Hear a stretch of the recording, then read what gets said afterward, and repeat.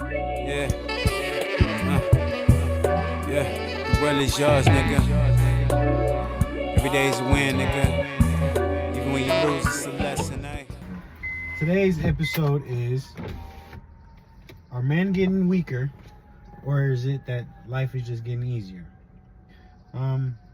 Everybody got something to say about life, but most people ain't lived enough to speak on it. So I'm doing something different. This is Brahamid Speaks, game passed down, old school experience versus new school perspective. Today I'm sitting down with my dad to figure out, are men actually getting weaker, or is it life just easier now? Let's get into it. All right, you said men today are getting weaker. I don't fully agree with that. Could you explain to me what that means? Sure can. Well, why I say they're weaker, it's because, again, they don't have much to do. Things that they could be working on. Not too many men are working on something. They're either at home playing video games,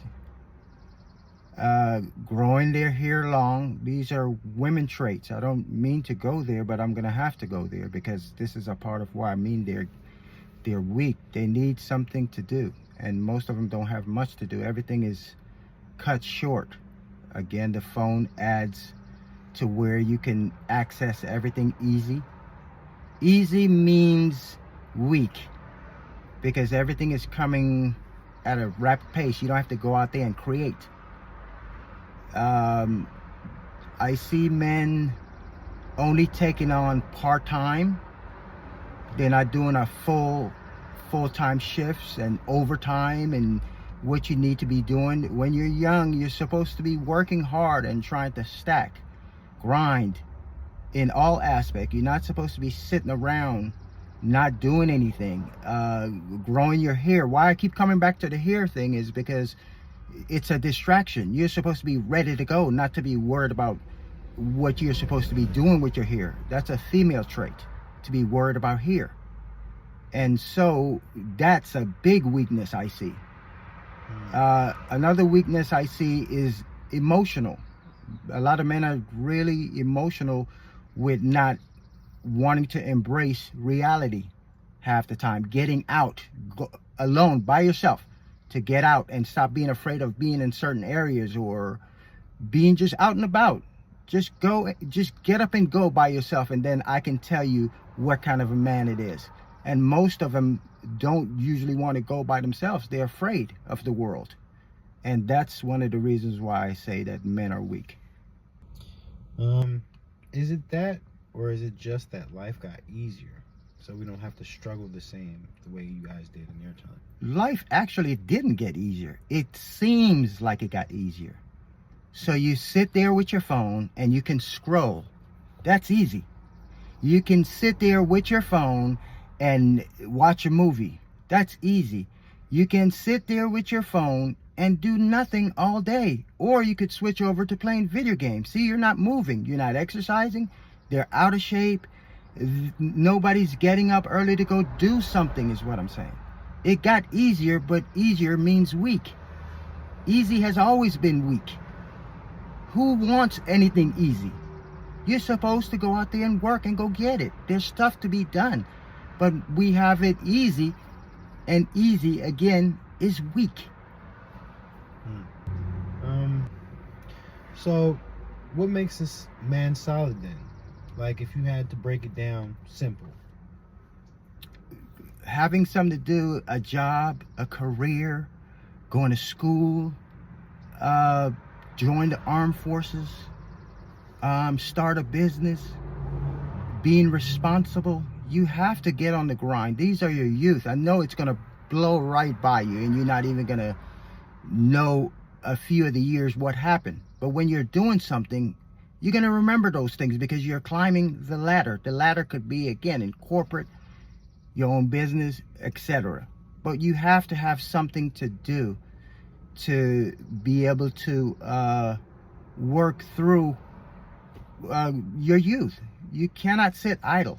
You just cannot sit idle. It's not going to work. I mean, you really think think that still applies today? Hell, it's Because- always gonna apply. I mean, but life is different now. How so? Well, I mean, like you said earlier, the technology we have. Yes, but people are not using it for that reason, is what I'm saying. You get to, it's a technology that makes you comfortable compared to having to go to the library. You see what you're doing? You're going out. You're going out, and when you get there, you got to go look for the book, the blueprint, the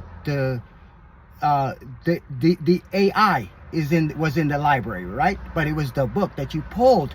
So you're moving, it's action. You're not sitting at home. You have to get out of that house. So then when you get there, you can't find that book. You got to go ask. They'll go down the road. They'll find it. You'll sit down. You will have to sit down and take notes. You took notes. Your brain is working right now. It's moving. It's moving now, and it's retaining. With this phone, you cannot retain because it's too much. Everything is coming too easy. You can't retain shit. Because now as you open this book, now you see things on the side of this book and on the right and at the bottom and at the top. So your curiosity now is kicking in to find out what's on the left, even though you want to go look only on that one on the page on the right. Mm-hmm. So your brain is now starting to retain. With the phone, there's no retainment. You constantly scroll. And so you waste a lot of time instead of you should have been out there working. It's the same. You're going to have to work. There's no way around it. Today, yesterday, and tomorrow. You're going to have to fucking work. Period. I don't care how much AI they bring into the shit. You're gonna have to work, okay? All right, so let's talk about women then. What actually makes a woman respect a man today? Still, he has to be responsible for himself. He has to be responsible for himself. His attitude, his physique, his mindset, his money. If he's responsible for all those things up front, she's going to see it. It's attractive. She's going to like it. She's going to want to be with that man that is responsible for himself all the way through. And if you don't do those things, you get judged right away. Look at his shoes. It's dirty. Look at his outfit. It's not clean. It's wrinkled. It's not ironed. Look at his car. It's not clean. This man is not a man that is trying to be that type of a man even for himself. How is he going to attract anything if he don't look the part already? You got to be ready. You're supposed to always be ready because you don't know what is going to come, what you can come across. And when you see that woman and she sees you, she's going to give you a chance because she's going to say, he looks responsible. So basically you're saying it's not what you say, it's how you live. Yeah, your image is everything. It's how you live. It's how your image, your physical being, exercise, food, the kind of food you put in your body can shape you. The way you think, what you're reading, what you're consuming, your religious belief, whatever that may be for you, because everybody have their own thing. And then one of the important one is relationship, the relationship that we're going to have. And it's with so many people that it's overwhelming. With God, with your mom, father, sister, cousin.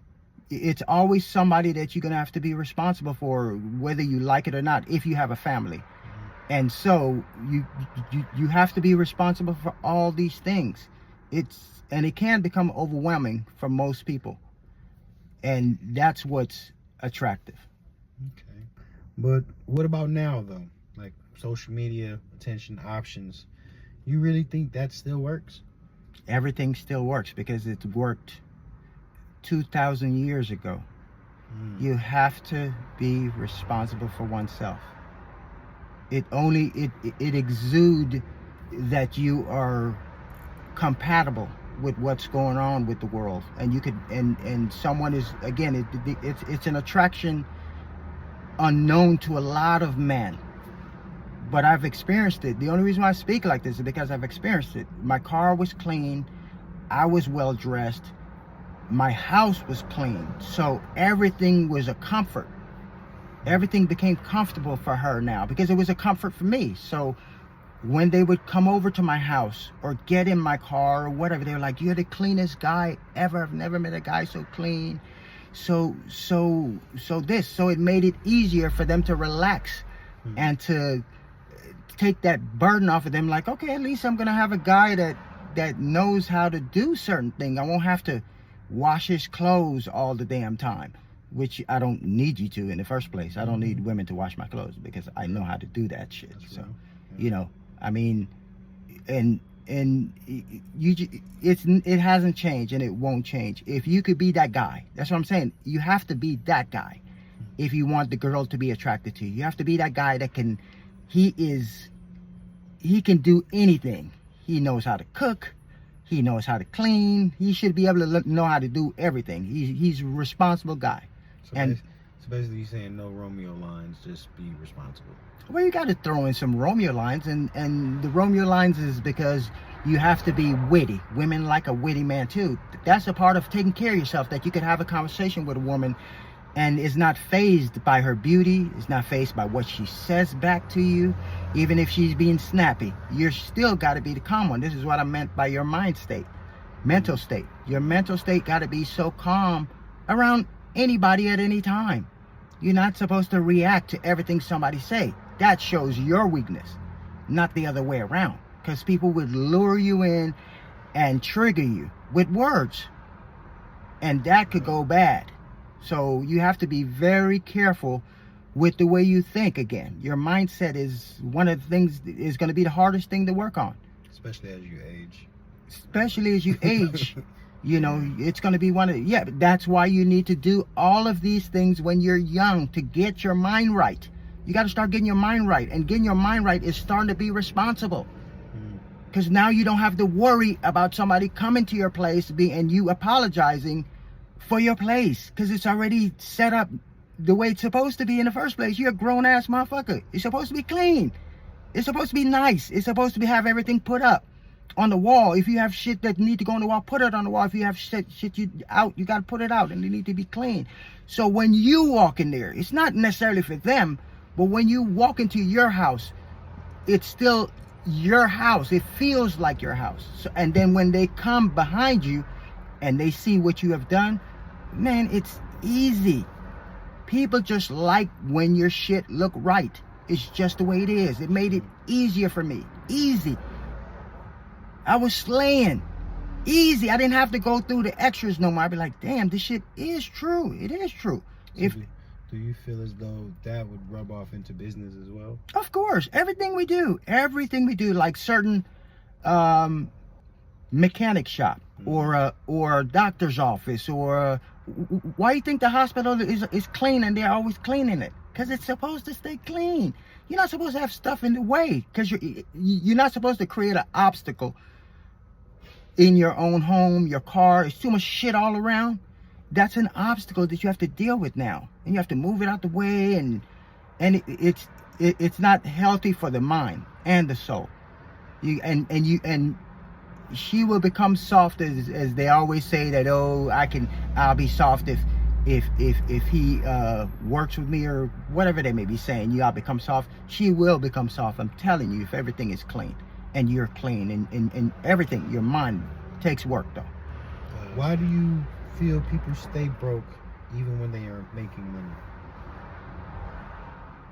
money? Because broke means you're spending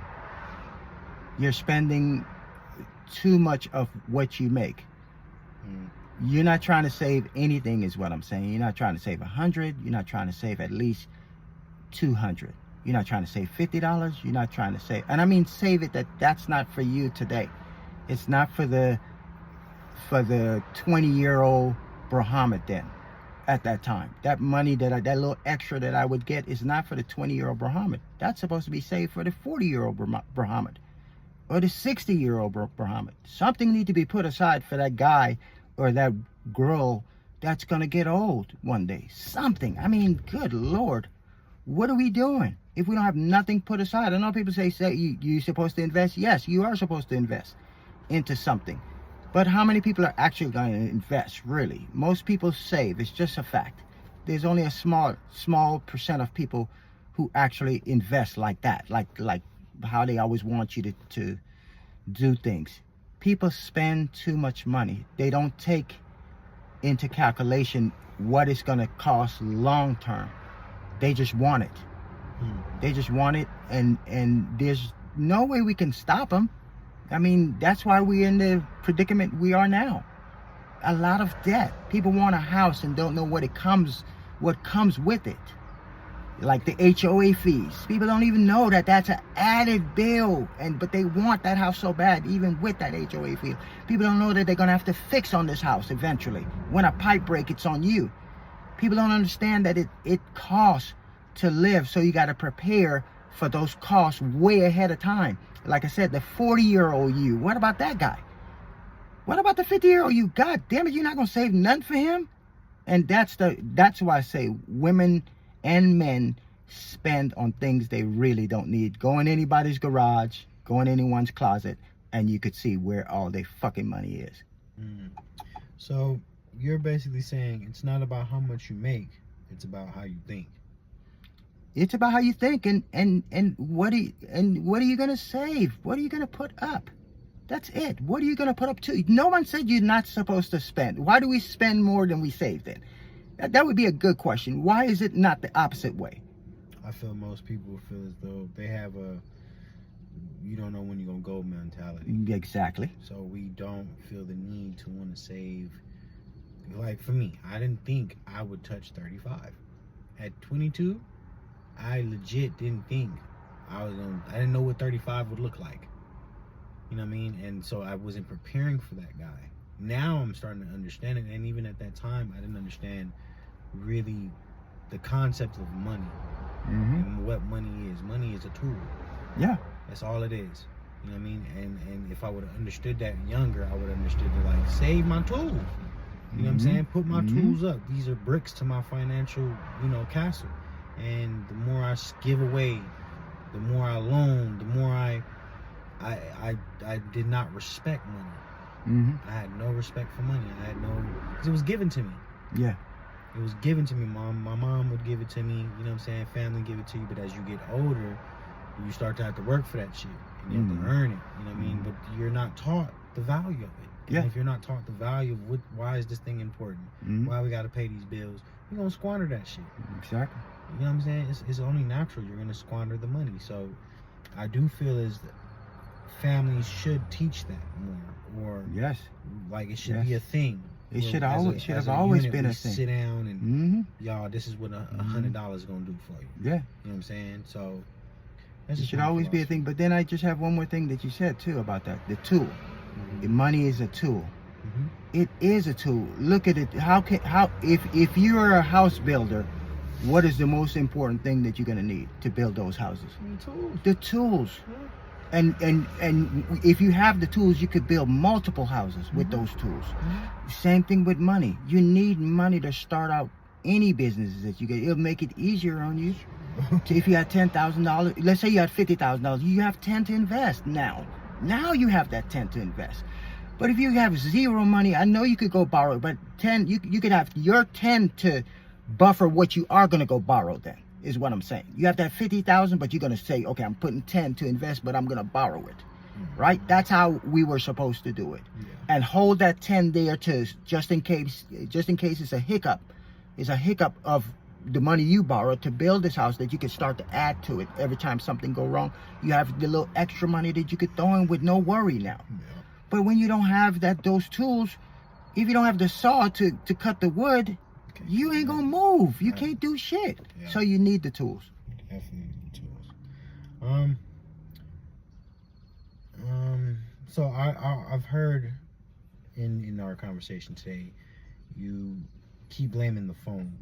You really think it's that serious? You think the phone really distracts us, or does it help us? Because I grew up in the era of the phone being like how you always say, my precious, and I do see what you mean by that, but sometimes I'm like, man, what would life be without the like, you know what I mean? So explain that to the people. Do you really think that it's something that's distracting us, or is it something,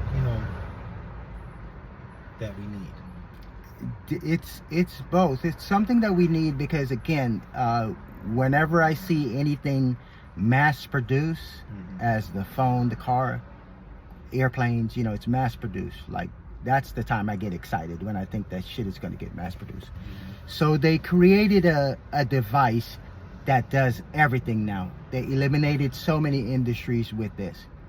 So again, you're not going to be going out. You don't have to go outside for anything. It's right there in your hand that you can get anything you want with that phone.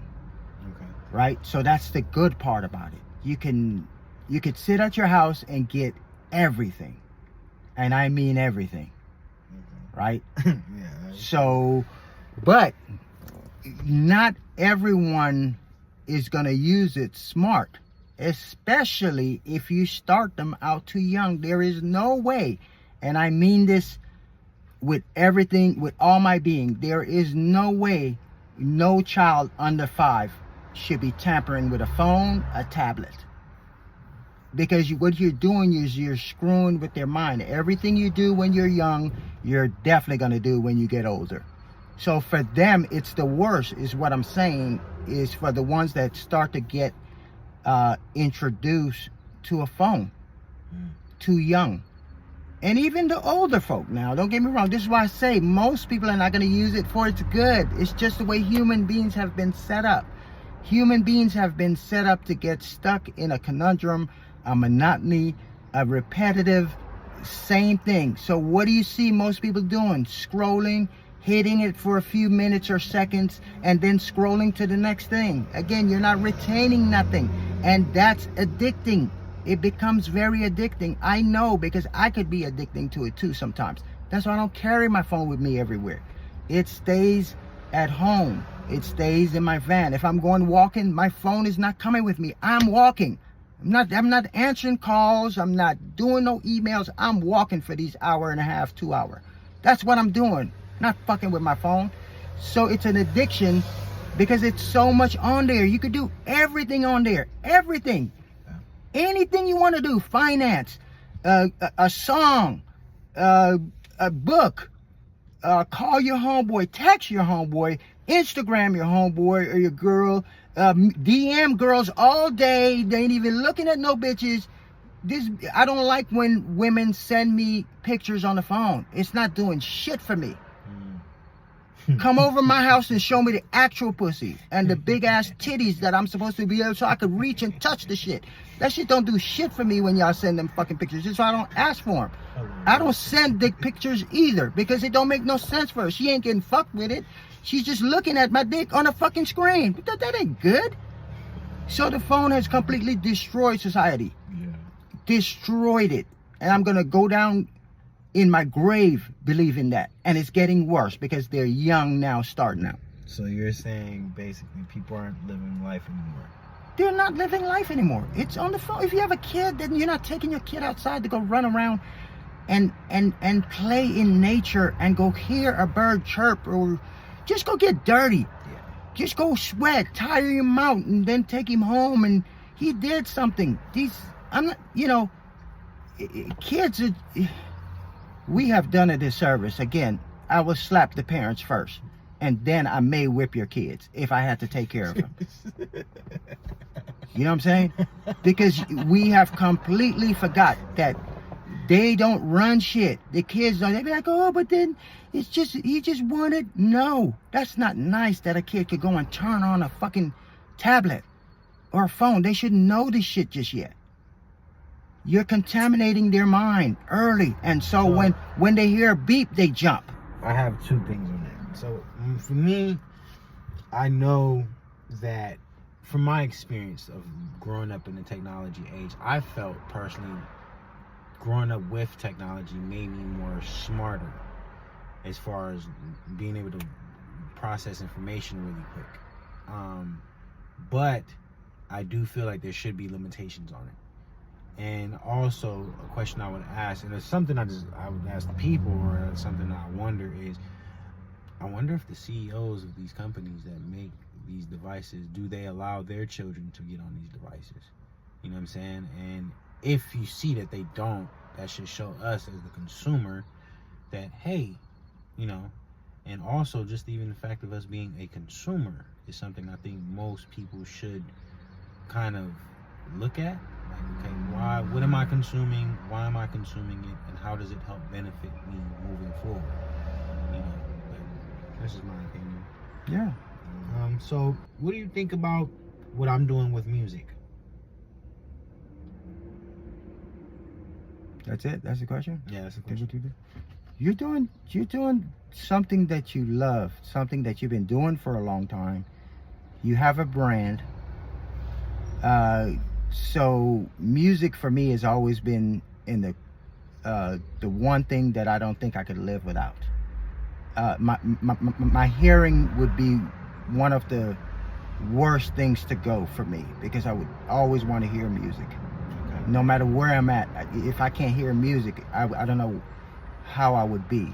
So what you're doing with your music is, again, it's beautiful, because you have a great again, brand, a good character, and you have good songs. You know how to make beats, you know how to do a whole bunch of stuff with it, and on the right path. You're on the right path with music, because it's going to change again, you know, because what we're listening to is beautiful. Again, it's music, we need it. And so you just need to continue on and see how you could tweak it again, because it's going to need a tweaking, a new genre, let's say. You know, if we could squeeze one more out, that shit would be great. You know, but I think we have them out there, and that's why I want everybody to keep on. If it is rap, so it is rap. You know, it's just what it is. And the reason why I say that is because everybody want to rap. They're rapping everybody around the world wants to rap. Jail, they rap everywhere in their own language. That's telling you something. It's big. So it's big, yeah. But it needs to be tweaked again. Do you feel, as far as with music, do you feel as though music becoming more corporate has ruined music, or do you feel like it being corporate helps music? Like as far as labels, stuff like that, or do you feel artists should more so focus on doing everything independently? Well, the reason why I like the labels compared to being independent was because, again, no matter what in life, there's going to be a format. And if the format is selling, what are we arguing about, right? But that format is always going to be there, because that's what they created, you know, way back when. There's a format now you got to follow. When the teacher teaches you something, you if you don't follow it, you can fail. So that's what have happened. We have kind of went away from the format that was working, and now everybody wants to be an independent. And labels are good for something, but again, they're just cheap. They just cheat the artist. So I can understand why you would want to go on your own, because now you control most of the things that you're doing, because you're doing the heavy lifting. But remember, they are also doing the heavy lifting. It's just that their asses is cheap, and they always want to cheat. It seemed like from the history I have experienced and investigated on my own terms. Do you do any music yourself? I like doing music, but I haven't really put out my songs that I have in my head. Listening to beats, I love listening to beats. That's why I say I love music. And I love all music. You know, some I can tolerate for a long time, and some I can only tolerate for two songs at max. And then you're gonna have to change that shit. Okay, but I still like it. But it don't mean I don't hate it. And yeah, I do music. I love music. I love creating. I love writing. But I'm more into the R&B side, the love side of music. The R&B, the words that they used to use about, you know, I have this one song, I have the beat. Of course, I got the beat off the internet. I have this one song, the name of the song, and this is copyrighted, so you can't steal this. So I have this one song, it's called Who Knew I Love You. Who knew I love you. Who knew? I love you. Who knew? That's how it goes. But the beat goes right with it. You know what I mean? So you would have to hear it. All right. But yeah, I love to create. I love to create, especially with music. So, what advice would you give a up and coming artist that wanted to do music and pursue music? Oh, up and coming artists, you got to put your shit out there. You got to get exposed. I don't care what put your shit out there. That's what I'm saying. For now, in this era, it's up to you. It ain't. That's why I like the labels, because they were able to foster talent, and they knew who was going to make it from who wasn't. So they put you on a block for you to rise inside this industry. But now with you by yourself, with the internet, you got to do exactly what they did. Expose yourself. Put shit out. Put it out. Put it out. Put it out. So, you told me that plain story before, a while ago, about not being afraid to die. Can you please explain that to the people? Not being afraid to die, meaning the only reason why that airplane, flying on the airplane, my first airplane ride to Hawaii, I was working with the airline, just turned 20 or about to turn 20, and I'm putting my bag in first class because I was able to fly first class. Again, my first flight, I flew first class, my first flight. So from this day on, I was spoiled on not wanting to go and coach. Okay. You know, especially when I'm going somewhere, I'm not going coach. I'm going first class. So I am putting my bag up overhead, and the man who was sitting next to me, he's in the aisle, I'll be in the window. Big, nice, comfortable seats, first class. I don't know if you ever experienced it, but it's something else for a young 19, maybe 20-year-old. I'm gonna say 20. Let's go with I was 20, because it was right around that time. And I'm putting my bag up. He looks at me and he could tell something is wrong with me. And when I sat down, he said, "Are you okay, young man?" I said, "Yeah." And he was like, "No, something is wrong. Is it your first flight?" I said, "Yes." He said, "Well, what's the problem?" I said, "I'm afraid to fly and I don't want to die." Damn, that shit rhymed. I'm afraid to fly and I don't want to die. And he says to me, "Well, you know, I'm going to ask you a question." And I was like, "Okay, go ahead, ask your question." He said, "If this plane crashes, will you know?" He said, "You said, okay, hold on a minute. If this plane crashes, will you know that you died?" I said, "Well," he was like, no. Give me a yes or no answer. A yes or no answer. And I was like, "No." He was like, "Well, there you go. You're not going to know that you died. You're not going to know that you crashed in an airplane. You're not going to come back and tell your mama, I crashed. You're done. It's over for you." So we don't know. The fear was to overcome it was to understand that you don't know when you're going to go. So enjoy this ride. Okay. I feel that, man. For real. You really don't know when you're going to go. Don't know. Yeah. Okay. So at the end of the day, what does winning in life actually look like to you? Good question. Winning in life is being clean in your mind, in your heart, meaning you don't want to over-contaminate yourself. You're going to contaminate yourself. There's no way around it. There's just too much vices out there that a young man as myself wasn't going to get introduced to, and I was going to partake in it. So I was introduced to alcohol and I partaked in it, but as time went by, I had to cut back on that. I was introduced to marijuana. I partaked in that and I had to cut back on that too, and I saw where it could go wrong. So winning means taking care of your mind, your body, and your soul, really. You have to understand that when you get older, all those things that you're contaminating yourself with is going to affect you. The food, I can add food to that too. Food, the drug, the alcohol that we put in our body. Nobody cares about the inside. No one cares about their inside.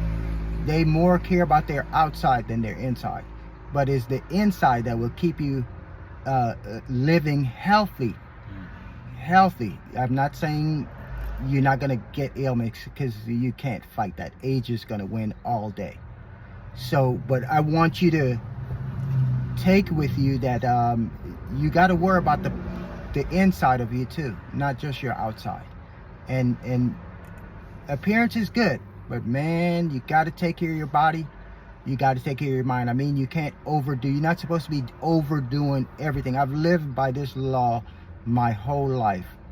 I am going to dabble just a little bit. I'm going to just get high just enough to be okay for the day. That's it. I don't need to get no more high. I had my high for the day, I'm out. I had my little drink for the day, I'm done. It's time for me to go in now. And I had a rule when I was young. If I'm going to drink a lot of alcohol, I'm leaving early. If I'm not going to drink a lot of alcohol, I can stay later, because then I have to get up in the fucking morning. It can be very distracting when you are inebriated. Ooh, I said that word good. And you have to take care of yourself then. That's winning. Taking care of your health. That's winning. What about moving with no fear? Oh, moving with no fear. That I've is. always heard you talk about. Oh, you gotta move with no fear. Nothing should scare you. I mean, nothing as you're walking about this earth. You gotta get over that thing. Nothing should scare you. It will, if it's a surprise, you're gonna get scared. I'm not saying you're not gonna get scared by stuff, but they used to tell me all the time, certain places I had traveled to, you're not supposed to go in this area. What do you think I did? I went in that area. You're not gonna tell me where I can and cannot go. When I was younger with all the gangs all over the place, you don't want to go over there, bro. I was like, it's a girl that I met that live over there. So you're telling me I shouldn't go over there? And I met a girl that was from over there? You got to be fucking kidding me. I went to go see that girl. And along the way, I got sweated. What set you from? And blah, blah, blah. And I was like, I'm not from none. I didn't look the part. I'm not from no set. I was not from nowhere. I did what the fuck I wanted to do wherever I went. You cannot tell me I can't go nowhere. I'm going anyway, because I'm not scared. So basically, you're basically saying you have to be okay anywhere, no matter where you go. Anywhere you go. I've been the same guy everywhere I've went. The same person. People just don't bother me. They just don't know where I've went. People came and bothered me and said, hey man, well, maybe one time, I forgot about that time, because he was being jealous because we were getting all the girls. You know what I mean? He was upset that and it's not really me who was getting all the girls, it was the homie. You know? He was from there. He took me to his country. And he was getting all the girls, but he was upset with me because I'm the oddball. I'm the only black guy there. But it was okay. You know, I wasn't scared of him. Yeah. You know what I mean? I'm not scared of him. So do you feel like your traveling throughout your lifetime helped you to have this outlook on life? Oh, for sure. That's what I mean. You got to be adventurous. You got to be adventurous first in your state, your city. You got to get out and about. You can't move somewhere and complain that the place is boring. No, you're boring because you never went to go explore. Go and explore. You'll be surprised what you find when you go and explore. You'll be like, wow. I used to go back to work and I would tell them, show them pictures. And where's that? This is in your city, nigga. Where did you go? Well, you lived here longer than me, and they didn't even know half the shit that I knew. Crazy. Dallas, I ain't gonna lie. When I was out there, I didn't explore the city as much. Crazy to me. On the train, I don't mind getting on the train, on a bus, on a boat, on a anything. I was gone. I was there. Of course, on a boat, if it's a little small boat, I need a vest so I can float, because I swim. I don't know how to swim. I'm trying to tell you. So is there anything that you want to tell people before we end this segment of Brahamid Speaks? Yeah, I just want to tell the people you have to be fearless. You have to be responsible. You have to make your presentation look good, and it's you. It starts with you. When you step out there, look like you're ready. And if you look like you're ready, you won't have no problems. I promise you. No problems out of people. People are going to look at you in a whole different light. Because you are that guy. You are that girl. You're fearless. Go out there. Explore. That's about it. Got you. All right, you guys. That's Brahamid Speaks. I go by the Trapper Man. I'm saying, put a little camera angle on me. I go by the Trapper Man. That's Brahamid Speaks. You know what I mean? If you got something from this, make sure, just don't listen. Apply it. And we're not just here to talk. We're here to actually get better. Tap in, follow, share with somebody who needs to hear the truth. And we'll be back. And also, if you guys like what you heard, follow the Trapper Man. The world is yours, nigga. Every day's a win, nigga. Even when you lose, it's a lesson. Like and subscribe. Thank you. Have a good night.